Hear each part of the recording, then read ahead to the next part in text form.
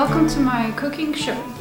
In my last video I talked about olive oil mayo, and today I thought let's make it because we're running low and I want to show you how to make it. So why not use sunflower oil like most people do, you know, for like a neutral kind of mayo? It's because sunflower oil is really rancid. Actually, it is not very healthy for you. They do something to it so that you don't taste how bad it is. I'm actually not sure what they do to it, but there's a process, apparently. So let's use some high quality olive oil instead, you know, extra virgin. My voice is a bit meh. I was fasting yesterday. It was fine, but this morning I felt a bit off. I think it's because I didn't take any salt in yesterday. I only drank water and coffee. Well, I always put salt in my coffee, but I didn't put salt in my water, and I think that makes a big difference in, like, you know, this whole keto flu thing. I think it's really about electrolyte imbalances. So if you want to avoid all those symptoms of keto flu and things you can experience when fasting, then make sure you're getting that salt, and a good salt, you know, like a Celtic sea salt. Anyway, let's start making olive oil mayo. And I'm not gonna have exact measurements because that's just not gonna work for me. I'm sorry. That's just not how I cook, you know.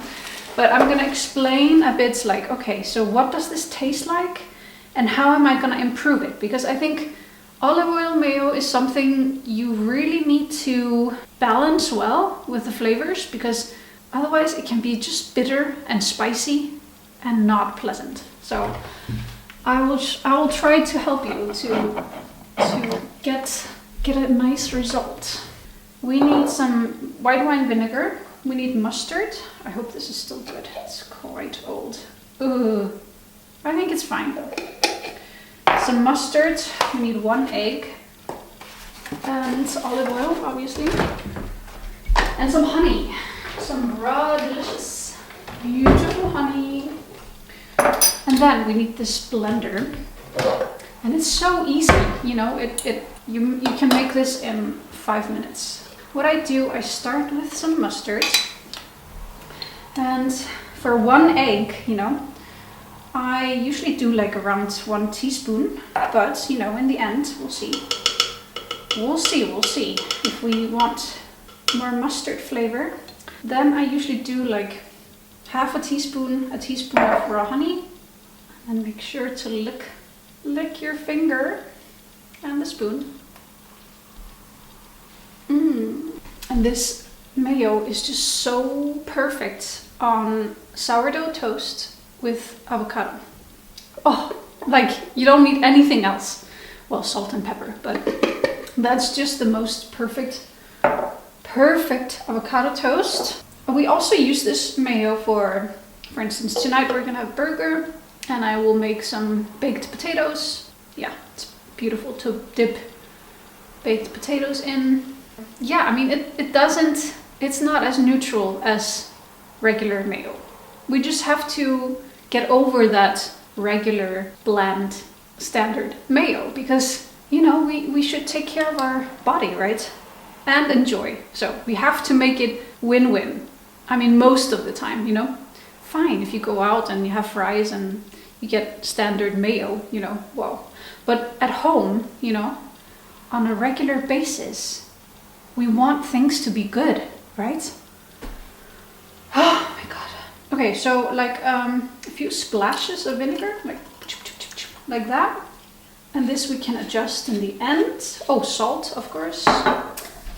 We need plenty of salt, actually.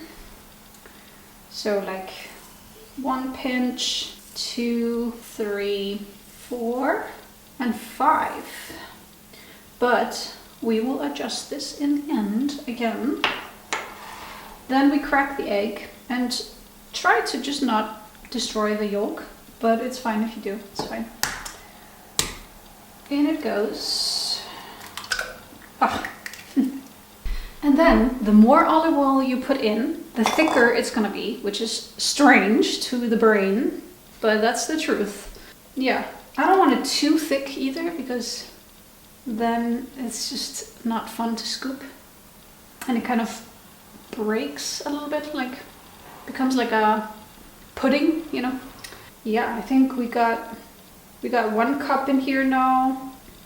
Oh, I can see the milliliters. Hey, approximately 250 milliliters. That's what we're going for.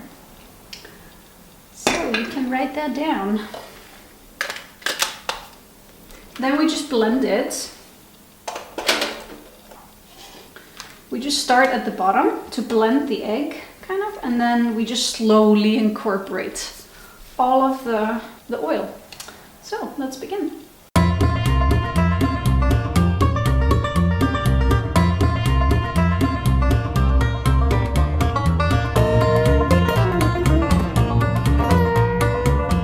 So that's it. And now we just scrape this blender off, you know, clean into the bowl, and then we can adjust the flavors.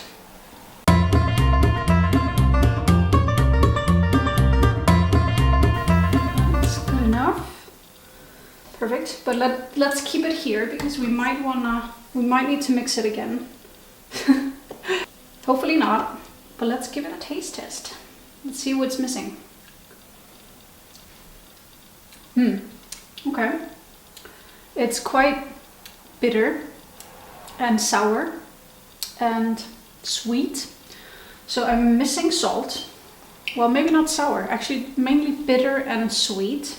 Kind of heavy in flavor. So I'm gonna add more salt. That was 2 pinches, 3 and 4. We want this to be quite flavorsome. And I'm gonna add a little bit more vinegar, because I was wrong. It's not sour, actually. It's just quite bitter and spicy. Just a tiny bit. Little goes a long way. So we don't need more mustard. I think mustard is completely fine, because we have the olive oil and it has this kind of slight mustard quality to it. So let's try it again. And this is the consistency. I think that's quite perfect, because I feel like it also thickens a bit in the fridge when it cools down.